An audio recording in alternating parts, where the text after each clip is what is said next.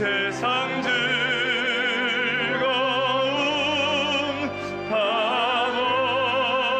버리고 세상 자랑 나 버렸네.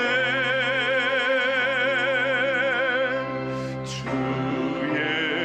예수보다도 귀한 것은 없네. 예수 밖에는 없네. 주 예수보다도 귀한 것은 없네. 이 세상 명예와 바꿀 수 없네.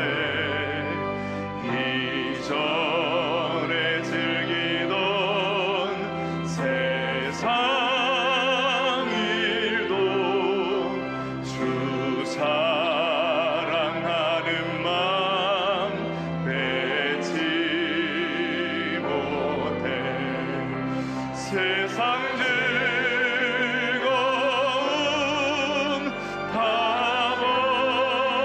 버리고 세상 자랑 다 버렸네. 주 예수보다도 귀한 것은 없네. 예수 밖에는 없네. 주 예수보다도 귀한 것은 없네. 이 세상 행복과 바꿀 수 없네. 유혹과 핍박이 몰려와도 주 섬기는 내 맘 변치 않아. 세상 즐거움 다 버리고 세상 자랑 다 버렸네. 주 예수보다도 귀한 것은 없네. 예수 밖에는 없네. 자, 우리가 어떤 한 율법사가 이 서기관이 예수님에게 찾아와서 질문하는, 요즘 이제 계속 여러 형태의 사람들이 예수님에 와서 질문을 던지는 내용이 나오고 있습니다. 율법에는 그 당시 율법학자들이나 바리새인들은 이 율법의 조항이 613개였습니다. 굉장히 많이 나누었고, 율법의 그 613개 가운데 어떤 계명이 가장 큰 것입니까? 또 어떤 계명이 가장 작은 것입니까? 이런 것을 그들이 따지면서 논쟁을 많이 벌였습니다. 자, 오늘 예수님에게 이 서기관이 그런 질문을 가지고 찾아온 것이죠. 모든 계명 중에 첫째가 무엇입니까? 그때 예수님이 명쾌하게 대답을 해 주셨습니다. 그게 오늘 29절의 말씀이죠. 예수께서 대답하시되 첫째는 이것이니 이스라엘아 들으라. 주 곧 우리 하나님은 유일한 주시라. 이 말씀은 신명기 6장 4절의 말씀입니다. 신명기 6장 4절은 유명한 구절이에요. 이스라엘아 들으라. 이것을 쉐마라고 부릅니다. 쉐마. 쉐마라는 말은 신명기 6장 4절의 첫 글자인 쉐마, 다르게 보면 들으라 라는 말씀입니다. 이 정통 유대인들은 매일 아침 저녁 시간에 이 쉐마를 암송했습니다. 그리고 이 구절을 팔이나 이마에 붙이고 다녔어요. 30절을 오늘 보면 마음을 다하고 목숨을 다하고 뜻을 다하고 힘을 다하여 주 너의 하나님을 사랑하라 하신 것이요. 역시 이것도 신명기 6장 5절의 말씀입니다. 신명기 10계명의 1계명부터 4계명에 관한 말씀이죠. 예수님은 조금도 주저하지 않고 첫째는 이것이니 명확하게 알려주셨습니다. 첫째의 계명. 자, 여기서 첫째라는 의미는 일 다음에 이 그런 개념과 다릅니다. 이 첫째라는 말은 이 첫째 계명을 놓치면 그 뒤에 따라오는 모든 것은 다 의미를 잃어버리는 것입니다. 그 첫째의 무게가 어마어마하게 큰 것입니다. 그래서 이 첫 계명에 대해서 우리는 어떻게 지켜야 되느냐? 마음을 다하고 목숨을 다하고 뜻을 다하고 힘을 다하여 주 너의 하나님을 사랑하라. 여러분 계속 이 구절 안에 뭐가 붙죠? 다, 그죠? 다. 이게 홀레스, 이 그릭어로 홀레스, 다. 전 인격, 전 존재를 다 쏟아붓는 행위. 하나님을 첫째로 사랑하는데 목숨을, 뜻을, 힘을 다하여 다라는 표현이 써 있는 거예요. 자, 우리의 삶의 전 영역에 이 하나님을 첫 자리에 모시고 그분을 사랑하는 것. 아마 이것이 우리의 신앙의 처음이요 알파와 오메가가 되어야 된다는 거예요. 아마 우리의 신앙 가운데서도 하나님을 첫 자리에 딱 모시고 살아가는 사람과 그 다음 또 하나의 선택으로 살아가는 사람은 확연히 달라지는 겁니다. 아마 신앙의 큰 갈림길일 거예요. 하나님을 사랑하는 것을 첫 자리에 두고 살아가는 사람, 하나님을 섬기기는 하는데 첫 자리가 아닌 사람. 근데 이게 하늘과 땅 차이라는 거. 창세기 4장에 보면 아벨의 제사가 나옵니다. 아벨의 제사는 가인과 다르죠. 아벨의 제사를 하나님이 받으신 것은 아벨의 제사는 양의 첫 새끼를 하나님께 드렸어요. 이건 제물의 문제가 아니고 태도의 문제죠. 출애굽기에서도 이스라엘 백성들은 처음 거둔 열매, 처음 거두어 드릴 때 그 열매를 하나님께 드려요. 역시 처음 짐승의 첫 새끼를 낳으면 그 하나님께 드리는 거예요. 아브라함의 이삭을 모리아의 제단에 올려놓을 때 유일하게 하나밖에 없는 독생자를 자기의 사랑하는 백세에 낳은 그 아들을 모리아에 올려놓는 이 하나님을 첫 번째로 모시는 행위. 여러분 오늘 우리가 예배를 드릴 때도 우리 크리스찬의 이 시간의 개념은 주일이 첫날이에요. 한 주간의 첫날. 우리는 일을 하고 난 다음에 일주일 일을 하고 주일날 예배를 드리는 게 아니고 주일 예배를 먼저 드리고 하나님 앞 일상의 월요일에 시작이 되는 거죠. 이게 예배가 먼저라는 거죠. 언제든지 예배가 먼저다. 무엇을 하든지, 사업을 하든지, 직장을 가든지, 학교에 가든지, 공부를 하든지, 아침에 사무실에 앉든지 모든 게 첫 자리에 하나님이에요. 11조도 마찬가지죠. 먼저 하나님께 드리고 그 다음에 다른 지출을 결정하는 거예요. 이것은 사랑의 행위 이전에 내적인 동기라는 것이죠. 외적인 행위 이전에 내적인 동기. 자, 어떤 분은 하나님을 사랑하라, 마음과 뜻과 목숨을 다하여 사랑하라고 그러니까 부담스러워하는 분들이 있을 거예요.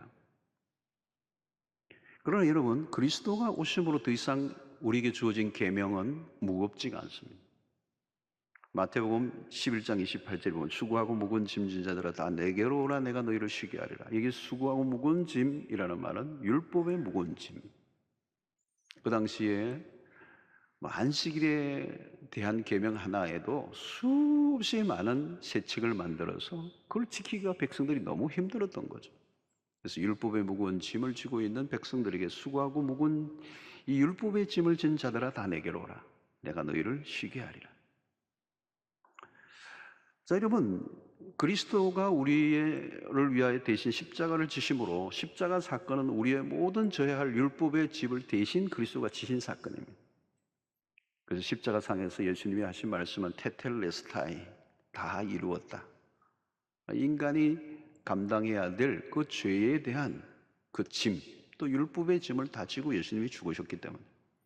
그래서 율법이 이제 더 이상 우리에게 부담이 아니라 하나님의 사랑에 대한 자발적 반응으로 우리는 계명을 지키는 것입니다. 사실 여러분, 사랑이라고 하는 것이 그렇잖아요. 억지로는 안 되잖아요. 하나님을 누가 사랑할 수가 있습니까? 하나님은 사랑은 우리로부터 시작된 게 아니고 하나님으로부터 시작된 것입니다. 그래서 하나님을 사랑하는 사람은 사실 하나님으로부터 먼저 사랑을 배운 사람입니다. 요한일서 4장 10절을 보면 사랑은 여기 있으니 우리가 하나님을 사랑한 것이 아니고 하나님이 우리를 사랑하사 우리 죄를 속하기 위하여 화목제물로 그 아들을 보내셨습니다. 4장 19절에도 우리가 사랑함은 그가 먼저 우리를 사랑하셨습니다. 4장 8절에도 사랑하지 아니하는 자는 하나님을 알지 못하나니 이는 하나님은 사랑이십니다. 여러분, 십자가를 앞둔 시점에서 마리아가 옥합을 깨뜨리는 사건이 나옵니다. 순전한 나드 한 근에 아주 값비싼 옥합을 깨뜨려요. 가룟 유다는 그 옆에서 보고 화를 냅니다. 그걸 팔아서 가난한 자들에게 주면 좋을 텐데 낭비 아니냐. 무슨 차이죠, 여러분? 사랑의 경험의 차이입니다. 마리아는 주님으로부터 말로도 할 수 없는 사랑을 입었던 거죠. 그는 최고의 예배자입니다. 주님에게 드리고 싶은 모든 것을 드리고 싶은, 하나님이 베푸신 최고의 사랑은 십자가, 그 십자가에 대한 반응입니다. 그것이 바로 마리아의 모습이죠. 하나님에 대한 사랑은 미온적일 수 없습니다. 대충 할 수 없다는 거죠. 그래서 여기 다하고 마음을 다하고 목숨을 다하고 뜻을 다하고 힘을 다하여 주 너의 하나님을 사랑하라. 자, 이 첫째를 첫째로 다루고 있는가가 우리의 신앙에서 늘 점검해 보아야 합니다. 하나님이 첫 자리에 있는가? 자, 그런데 오늘 이 본문에서 우리가 주목해야 될 또 다른 하나가 있습니다. 서기관이 크고 첫째 되는 계명이 무엇인지 물었어요. 그런데 예수님은 첫째 계명이 무엇인지 말씀하시고 난 다음 둘째 계명까지 말씀하고 있습니다. 이게 오늘 우리가 설교에서 눈여겨보아야 될 대목입니다. 둘째는 이것이니, 그렇죠? 31절에 둘째는 이것이니 내 이웃을 내 자신과 같이 사랑하라 하신 것이라. 이보다 더 큰 계명이 없느니라. 자, 이 구절은 레위기 19장 18절의 말씀입니다. 자, 당시의 유대인들은 첫째 계명인 신명기 6장 4절, 5절 쉐마, 이걸 모르는 사람이 없어요. 달달달달 외우고 다녔으니까. 근데 둘째 계명인 레위기 19장 18절은 잘 몰랐어요. 신기하죠? 같은 성경 안에 있는데 첫째 계명에 대한 이 신명기 6장 4절은 잘 알았는데 레위기 19장 18절은 잘 몰랐어요. 그러니까 오늘 예수님이 서기관이 첫째 되는 계명이 뭔가를 물었는데 그것만 대답하지 않고 둘째 개념을 언급하신 의도를 우리가 기억해야 되는 거죠. 자, 첫째 계명과 둘째 계명은 분리되어 있는 게 아닙니다. 오늘 예수님의 말씀을 통하여 하나는 잘 지키고 하나는 못 지킬 수 있는가? 그렇지 않다는 거예요. 딱 연결돼서 이게 한 팩입니다. 한 팩. 하나를 잘 지키면 다른 하나도 잘 지키게 됐다는 거예요. 하나님을 사랑하는 사람이라면 이웃도 잘 사랑하는 사람이에요. 그러니까 하나님을 사랑한다 그러는데 이웃을 사랑하지 못한다면 하나님을 사랑하는 것도 반드시 문제가 있을 수밖에 없다. 이제 그걸 얘기하시는 거죠. 자, 예수님이 이 둘째 계명까지 언급하시니까 서기관의 반응을 32절, 33절을 보십시오. 서기관이 이르되 선생님이 옳소이다. 하나님은 한 분이시요 그 외에 다른 이가 없다 하신 말씀이 참이니이다. 또 마음을 다하고 지혜를 다하고 힘을 다하여 하나님을 사랑하는 것과 또 이웃을 자식이 자신과 같이 사랑하는 것이 전체로 드리는 모든 번제물과 기타 제물보다 나으니이다. 이 서기관이 굉장히 탁월한 대답을 한 겁니다. 일반적인 서기관들과 대답이 달라져, 이 사람은. 왜요? 하나님 사랑과 이웃 사랑을 동시에 지금 언급하는 것입니다. 또 모든 제물을 드리는 일보다 하나님과 이웃 사랑하는 게 더 중요하다. 이 제사 행위보다 하나님과 이웃을 사랑하는 것을 분리시키고 지금 있는 것입니다. 자, 유대인들은 제사 지내는 일에 열심이었습니다. 소위 말하면 종교적 열심은 탁월했어요. 근데 그 종교적 열심을 하나님 사랑하는 것으로 착각했다는 겁니다. 성전 중심의 제사 행위에 열심을 다했는데 그것으로 충분하다고 여겼던 거죠. 그런데 하나님을 사랑하는 것과 이웃 사랑으로 연결되지 않아요. 오히려 하나님을 잘 섬긴다고 하는데 문제가 뭐냐? 이웃과 단절되어 있다는 것입니다. 오늘도 이런 마찬가지예요. 예수를 믿다 보면 자칫하면 약간 이상해져요. 예수 믿고 교회를 열심히 다니죠. 11조도 하고 여러 가지 헌금에도 열심이고 정해진 틀 안에서의 규칙과 책임을 다하는 일에는 열심히 해요. 근데 이런 것들이 하나님을 사랑하는 일이라고 생각하는 겁니다. 물론입니다. 그러나 문제는 그것을 전부로 여기는 것입니다. 자, 오늘 설교가 조금 이렇게 생각하면서 우리가 가야 되는 거죠. 졸음이 오시는 분은 주무시되 길은 열으시고. 자, 오늘날 이 영성에 대한 관심이 많습니다. 영성이라는 단어, 저도 자주 씁니다. 영성이라는 단어가 그렇게 오래전부터 쓰여졌던 단어는 아니에요. 요즘 많이 쓰여지고 있는 단어, 영성이라는. 이 단어에 대해서도 시비를 거는 사람들이 있습니다만, 자, 이 용어가 왜 영성이라는 단어가 자꾸 나오느냐? 영성이라고 다 같은 정성은 아니야. 근데 이 단어가 나온 것은 지금까지의 종교적인 것들과 구별하기 위해서 나온 용어입니다. 이 종교와 왜 구분을 하냐? 여러분, 종교 생활이라고 할 때 이것은 주로 외적인 활동에 포함되는 겁니다. 오늘도 여러분들이 교회를 이 일이 하나님을 참된 예배로 나아가면은 되는데, 그냥 이 참여한 것을 우리의 신앙의 전부로 여기면 이게 종교가 될 수 있습니다. 외적인 행위, 여기에 내가 스스로 만족하는, 참된 하나님과 살아있는 예배를 드리지 않고 그냥 이 참석하는 것에 의무감을 가지고 그것을 다 했다고 생각하는 건 종교로 갈 위험성이 있는, 그게 생명이 없단 말이에요. 출석한 자체가 생명력을 갖고 있는 건 아니란 말이에요. 그래서 이런 종교적인 것과 구별하기 위해서 영성이라는 단어가 나왔어요. 근데 이 종교 생활을 하다 보면 시야가 자꾸 좁아져요. 편협되기가 쉬워요. 이스라엘 백성들이 성전 중심이었어요. 각종 규정에 따라 제사를 드리고 정해진 규칙을 따라 성전을 오고 가면서 기도를 하고, 근데 갈수록 그들의 시야가 좁아져요. 그 안에 갇혀버려요. 우리 역시 교회를 열심히 다니는 것과 세상에서 살아가는 것의 이 균형이 잡혀야 돼요.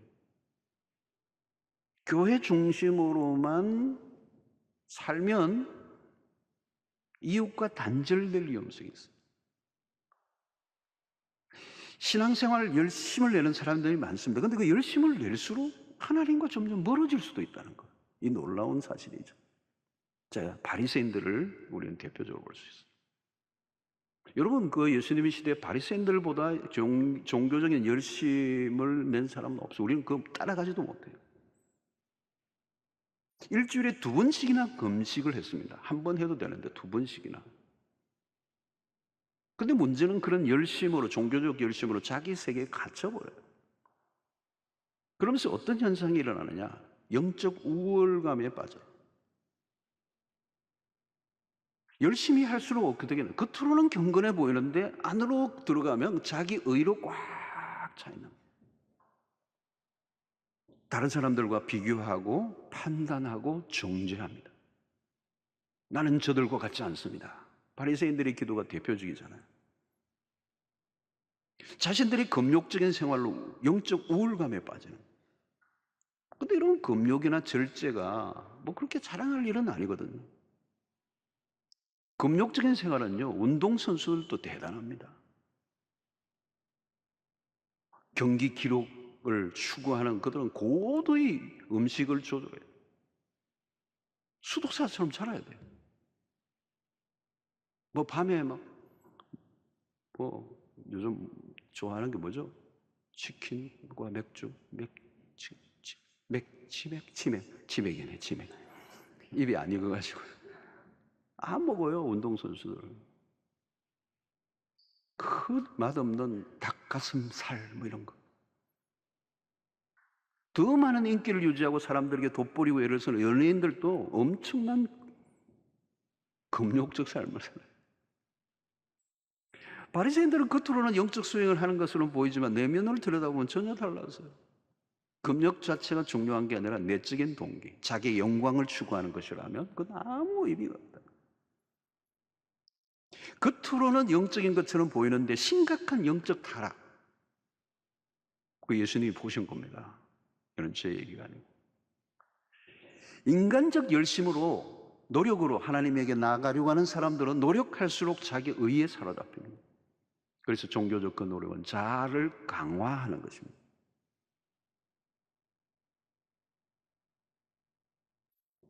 그러면 종교가 사람을 버리는 거예요. 망가뜨리는 것입니다. 40일 금식하는 게 중요한 게 아니라 40일 금식을 하고 망가진 사람이 많아요. 영혼이 40일 금식을 하고 난 다음에 내 영혼의 상태가 어떻는지 여러분들 경험 안 해보셨죠? 하늘을 찔러요, 자칫하면. 그리스도 없는 인간의 어떤 종교적 노력도 위험한 것입니다. 하나님과 상관없는 쪽으로 흐르게 된다는 거예요. 왜 우리가 십자가를 붙들어야 합니까? 십자가는 자기를 부인하는 사람, 자아를 강화하는 게 아니라 자기가 산산조각이 나요. 하나님의 자비를 얻으려면 내가 얼마나 심각하게 소망이 없는 자인가를 인정해야 하거든요. 근데 종교 생활은 그게 아니에요. 자기를 더 만족시키고 자기의 의에 빠지고 자기 자랑에 사로잡히고 영적 우울감에 빠지고 하나님의 자리에 자기가 앉아있는 행동. 그래서 종교 생활이란 초점이 자기에게 있어요. 영성 생활은 하나님과의 관계를 강조합니다. 그래서 경직되고 죽어있는 관습적인 종교 생활에서 벗어나 하나님과 살아있는 관계를 맺는 영성을 추구한다는 면에서 영성은 굉장히 좋은 것입니다. 그런데 여기에도 위험성이 있습니다. 주로 영성을 추구하면 개인의 경건, 개인의 영성에만 머물러 있는 거죠. 영성은 주로 뭐예요? 침묵하는 거, 금식하는 거, 묵상하는 거, 이런 걸 강조합니다. 다 좋은 거예요. 그러나 신앙이 개인의 경건에만 머물러 있는 거예요. 자기 개인의 신앙, 자기의 마음만 돌보는 거예요. 이게 한쪽에 쏠려 있는 것입니다. 하나님과의 수직적 관계는 되는데 수평적 사람과의 관계가 단절되어 있어요. 이런 사람들을 우리는 또 다른 종교적 소비주의자다, 그렇게 얘기를 합니다. 자신의 신앙을 돌보는 수준을 훨씬 넘어 이웃사랑의 실천으로 발전이 되어야 되는데 내 자기만 돌보고 있는 거예요. 그러면 어때요? 신앙생활이 갈수록 좁아지는 겁니다. 편협된 종교인이 될 위험성이 늘 존재하는 것입니다. 오늘도 마찬가지입니다, 여러분. 올해 믿음 받고 누구보다 열심인데 사람이 왠지 완고하고 고루해진 사람들을 만날 때가 있어요. 너무도 오랫동안 교회 다니고 신앙생활 열심히 했는데 왠지 고루해, 왠지 편협돼, 왠지 완고해, 왠지 고집불통이에요. 매력적이지가 않아. 온화하기보다 왠지 거칠고 따지기를 잘하고 비판적이고 부정적인 모습을 드러냅니다. 여러분 교회 안에서도 보면 다 그런 건 아니에요. 근데 신앙적 열심을 내는 쪽이 남성보다 여성들이 많죠, 교회는. 그래서 아내 되시는 분들이 남편보다 신앙이 좋은 분들이 많아요. 오늘 또 아내의 그 권세에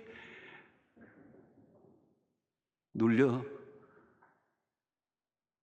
어쩔 수 없이 오시는 분들이 가끔 제가 이제 이렇게 위에서 보면 아내는 이제 한 3m 앞에 오시고 뒤에 이제 한 3m 뒤에서 남편이 이렇게 머리를 숙이면서 따라오시는 분들이 계세요. 그리고 가끔씩 돌아보고 빨리 오라고, 이제 그러면 도살장에 끌려가는 어린 양처럼 이제 오시는 남편들이 있어요.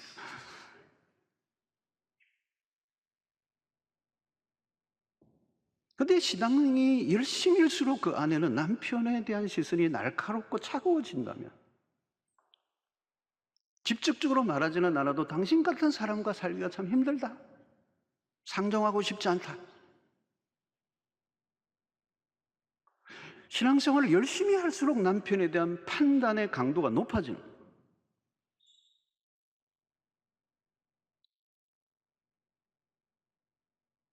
여러분, 하나님에 대한 사랑이 이웃에 대한 사랑으로 연결되고 있는가를 늘 봐야 돼요. 자신의 신앙심이 연약한 자를 품어내는 쪽으로 가고 있는가? 아니면 나와 너는 종자가 다를, 당신은 지옥, 나는 천국, 나는 하나님을 믿고 당신은 마귀 사촌이고.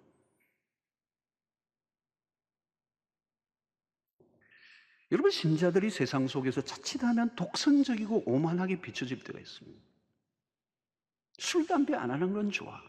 근데 술, 담배를 안 하고 그들과 어울리지 않는, 나는 당신과 섞이고 싶지 않아. 여러분, 가장 나쁜 게 뭐냐면 종교적 독선입니다. 종교적 독선. 세상 사람들이 가장 싫어하는 모습이에요. 자꾸 우리는 나와 너는 다르다라고 하는 가르는 방향으로 흘러가는 거예요. 이것을 플로신학교의 총장이었던 리차드 마오 교수는 무례한 기독교라는 표현을 써요. 기독교가 무례하게 보인다. 세상 사람들이 느끼는 거란 말이죠. 그래서 박찬욱 감독의 친절한 금자씨라는 영화에서 유명한 멘트가 하나 있어요. 너나 잘하세요. 그것은 사실 그 용어는, 그 영화 자체도 그렇지만 기독교에 대한 냉소적 일침이에요. 듣기 거북하죠, 우리는. 근데 새겨야 할 부분이 있는 것이죠. 여러분, 우리가 상대의 부족이나 신앙생활을 하면 할수록 상대의 부족이나 약점에 눈이 밝아지는 거죠. 그리고 어떤 우월의식을 느끼는 겁니다. 그건 여러분, 성숙으로 가는 길이 아니에요. 신앙생활을 하면 할수록 나의 연약이 더 많이 느껴지고 나의 부족이 더 느껴지고 갈수록 더 겸손해지고 갈수록 더 부드러워지고 다른 사람에 대해서는 더 많은 관용을 베풀고. 여러분, 아내가 혹은 남편이 자신의 신앙이 좋다는 것을 무엇으로 드러내야 합니까? 이전보다 더 많은 관용과 이해와 용서를 드러내는 것으로. 나보다 남을 낮게 여기라고 그러죠. 여러분, 이게 시옷과 지옷의 차이가 큽니다. 나보다 남을 낮게 여기면 안 돼요. 낮게 여겨야 돼요. 그것이 바로 그리스도인의 품격이죠. 여러분, 우리 안에 일어난 변화로 인해 상대보다 내가 더 낫다는 쪽으로 흐르는 것이 아니라 그게 종교예요. 나의 부족함을 더 발견하고 갈수록 더 겸손해져가는. 나는 늘 정당하고 상대는 마귀의 사촌 정도로만 바라본다면 이미 종교적 독선에 빠져 있다고 보아야 되는 거예요. 그러면 신앙을 가짐으로 좋아진 게 아니고 사실은 나빠진 것입니다. 여러분, 이런 것을 좀 더 넓혀가면, 오늘 조금 넓혀서 적용한다면 오늘날 이루고 있는 전염병 상황과도 좀 연결시켜야 돼요. 초기 기독교 역사에 의하면 기원 165년 그리고 251년에 큰 역병이 로마 제국을 뒤흔든 적이 있습니다. 그때 기독교 외부에, 교회 외부에는 희생적인 구호 활동을 펼친 곳은 어디에도 존재하지 않았다는 거예요. 당시에는 신들이 인간사에 관심을 기울인다는 개념이 없었어요. 로마 제국의 3분의 1이 죽어가는 가운데 의사들은 자신들의 시골집으로 피신했고, 증상이 있는 사람들은 집 밖에 다 버려져 버렸고, 사제들은 신전을 버리고 떠나버렸다는 거예요. 그런데 그리스도인들은 직접 병자들을 돌보아 죽었다고 하는 거예요. 왜 그게 기독교의 신앙의 핵심이니까. 그들은 위험을 아랑곳하지 않고 병자들을 돌보고 필요에 다가감으로 죽은 사람들이 편하게 행복하게 세상을 떠날 수 있도록 도와줘. 이렇게 할 수 있었던 것은 그리스도인들은 죄 사함과 사후의 영원한 생명에 대한 소망을 가지고 있었기 때문입니다. 이것은 기독교 승리라는 책을 쓴 로드니 스타크의 책입니다. 그 책을 존 파이프 목사님이 인용한 내용이에요. 여러분, 종교개혁 시대도 전염병이 막 돌았어요. 당시 역사적 기록들에 의하면 종교개혁자인 마틴 루터도 흑사병의 그 팬데믹 안에 들어있었어요. 여러분, 그때 이 중세기 일어났던 이 흑사병은요, 치사율이 75%까지 됐어요. 지금하고는 게임이 안 돼요. 유럽을 휩쓸어 버렸어요.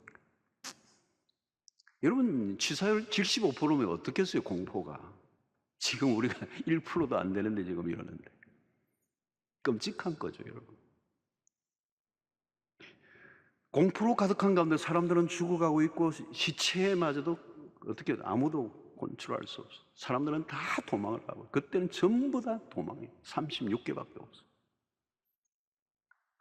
자, 루터는 피신을 하기보다 자신의 집을 치료소로 내어주기도 하고 고통하는 이웃을 향해 다가갔어. 그는 끝까지 비텐베르크에 남아 환자들을 위로하고 영적인 돌보는 일을 그는 계속했습니다. 이게 전염병을 맞이한 그리스도인의 모습입니다. 오늘날의 교회는 어떤가? 코로나 전염병 상황으로 우리가 작년에 처음 시작됐을 때 우리가 예배가 클로즈 돼 버렸어요. 충격이었어요. 2차, 3차 계속 교회가 문을 닫는 상황에서 그 충격이었어요. 그때 한국교회 전체는 사실 우리 모두도 예배를 다시 드려야 한다, 다시 교회에서 모여야 한다는 여기에 굉장한 에너지를 쏟았어요. 그건 정당한 노력이에요. 당연한 것이죠. 저도 그렇게 생각했고. 그런데 하나 아쉬움이 있어요. 우리가 모여서 예배를 강조하는 만큼 고통하는 이웃에 대한 관심과 노력을 얼마나 기울였는가. 이게 균형의 문제입니다. 오늘 이 말씀에 굉장히 중요한 메시지. 우리가 예배를 강조하는 만큼 말이야, 우리의 예배를 받으시는 그 하나님의 하트, 그 고통하는 이웃에 대한 관심과 노력,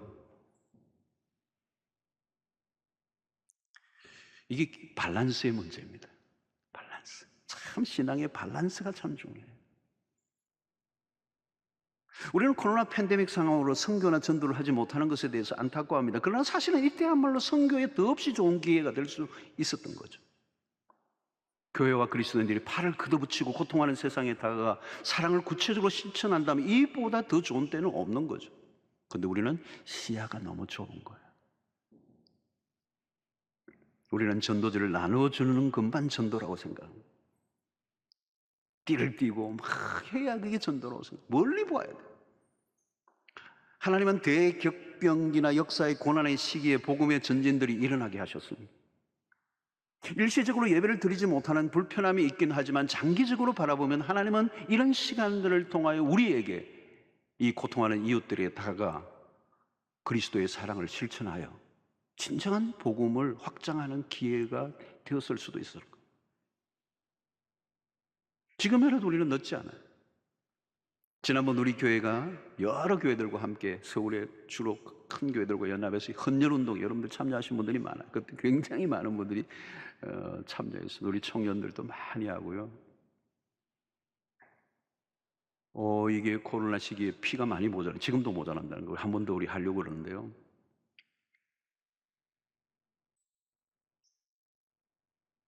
이 일반 뉴스에서 이게 다루었어요. 계속 코로나 이 전염병 상황에 교회에 대한 비난적인 뉴스가 계속 떠돌 때 이 피로 회복하는 이 일이 일반 방송에 막 터져 나오더라고요. 우리가 힘을 합하니까 놀라운 일들이. 그 외에도 우리 교회가 위드유 박스를 계속했습니다. 지금도 계속하고 있습니다. 착한 냉장고 운동을 보여요. 코로나 상황에서 경무에 휘달리는 의료진들, 그 당시 대구가 한참 터졌을 때는 경북대학병원에까지 그 의료진들을 위해서 우리가 격려하는 물품들을 그냥 보내요. 부산의 의료진들, 보건소들 계속해서 격려하는 물품을 보내었습니다.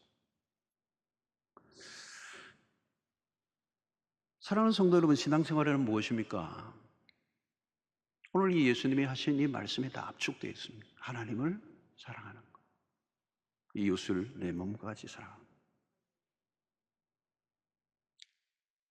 근데 이 사랑이 참 어려운 거예요.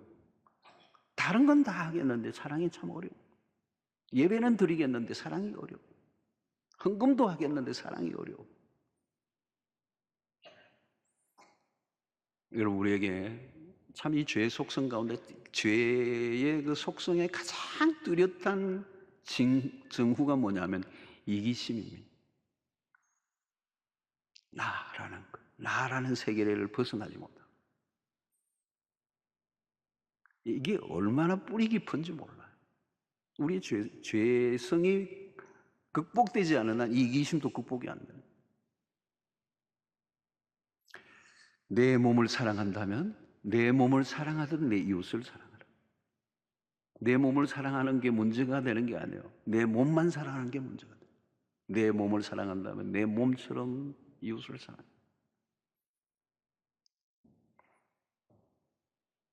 우리는 영성생활하고 묵상도 하고 뭐 금식도 하고 예배도 드리고 헌금도 드리고 큐티도 하고 다 하는데, 새벽기도도 안 빠지는데 이 이기심을 극복하고 이웃을 사랑하는 일이에요. 그 신앙이 개인의 범주를 뛰어넘어 우리 이웃에게로 점점 확장되는,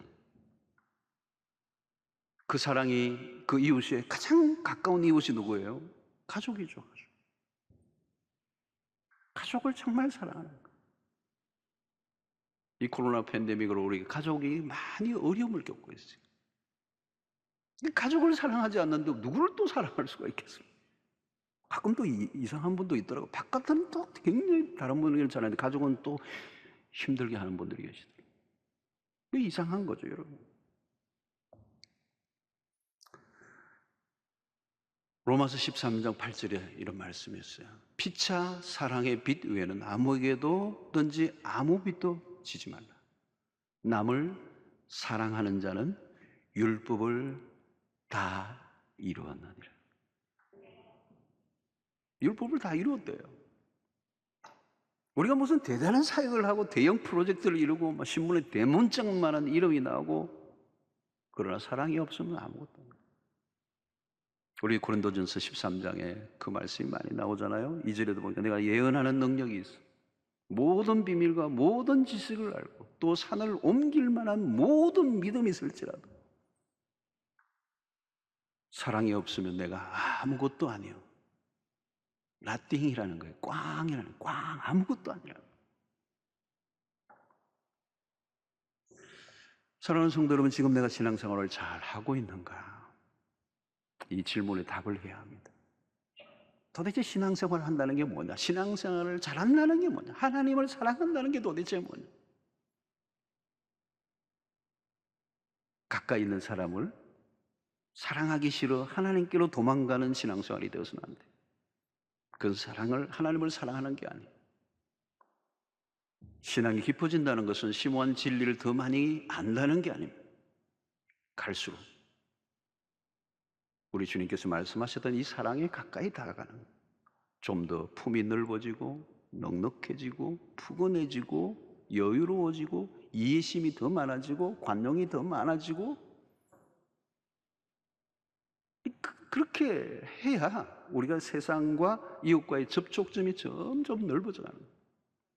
그러지 않으면 오만하고 편견에 사로잡혀 있는 독선적인 종교인이 되어 하나님에게서도 다가갈 수도 없고 이웃과도 단절된 전혀 의미 없는 삶을 살아갈 수 있다는 것입니다. 사랑이 율법을 완성하는 것입니다.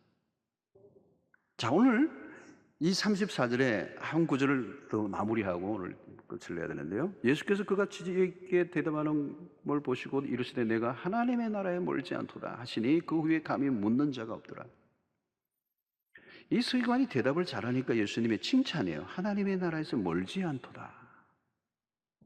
자, 근데 이게 칭찬이면서도 사실은 경고예요. 하나님 나라에서 멀지 않다는 말은 하나님 나라에 들어갔다는 얘기가 아니에요. 가까이 가기는 했지만 도달하지 못한 거예요. 그러니까 이건 칭찬이 아니죠, 사실은. 다른 서기관에 비해서 그는 상당히 가까이 왔어요. 그런데 여전히 하나님의 나라의 아웃사이드에 멀지 않도다. 가까이는 갔지만. 여러분, 우리가 미국에나 어디 외국에 갈 때 공항에 가잖아요. 공항 가까이 간 게 미국은 아니잖아요. 출국장까지 갔어요. 게이트 앞까지 갔어요. 비행기 트랩 앞까지 갔어요. 그건 안 탔어. 가까이 갔죠. 그런데 탄 건 아니에요. 오늘 여러분, 주님이 오늘 우리에게 무슨 말씀을 하실까요?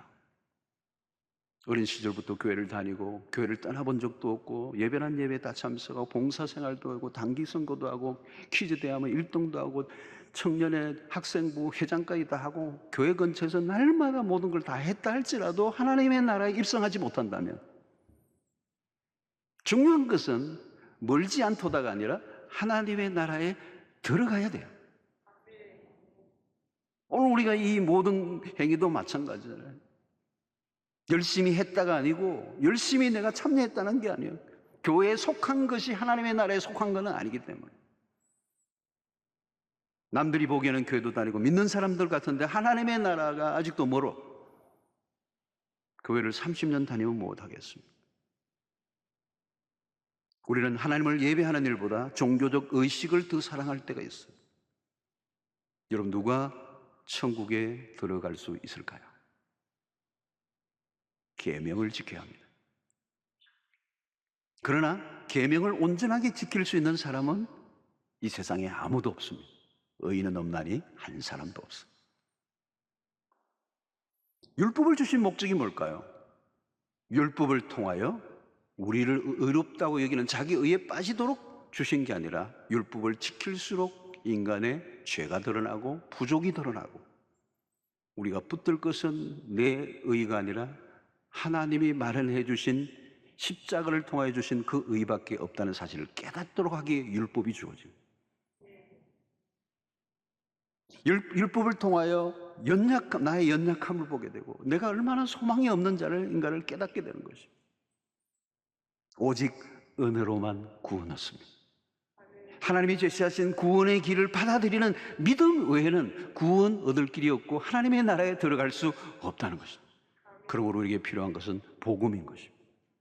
예수 그리스도의 십자가의 복음, 그 복음이 우리를 구원에 이르게 하는 것입니다. 오늘 여러분, 이 본문은 많은 걸 다루고 있습니다. 오늘 우리의 신앙을 돌아보게 하고 있습니다. 나의 신앙은 지금 어디에 있는가? 그리스도에게 더 가까이 가고 있는가? 우리의 신앙의 진정성을 확인할 수 있게 되기를 바랍니다. 종교적 열심으로 믿음을 대신할 수 없어요. 교회 안에서의 활동만으로 만족하지 마십시오. 기독교에 대한 호의적 태도로만 하나님의 나라에 들어갈 수가 없습니다.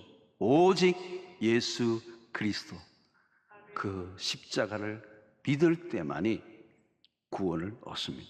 우리의 방법과 우리의 열심과 우리의 노력이 아니라 하나님의 열심, 하나님의 구원의 방법을 믿음으로 선택하는 자에게만 구원에 이르게 하실 줄로 믿습니다. 복음이 무엇입니까? 그 복음은 하나님의 사랑입니다. 그리고 십자가를 분명히 깨달으면 우리는 하나님의 사랑의 그 용광로 안에 빠져들게 되고 하나님과 사랑의 열병에 걸리게 돼요. 그리고 그분을 예배하게 될 뿐만 아니라 그분의 하트를 이식받아 그분이 사랑하는 세상을 우리도 사랑하고 이웃에게 복음을 증거하는 이 균형 잡힌 신앙생활을 할 수 있는 여러분들 되시기를 주의 이름으로 축원합니다.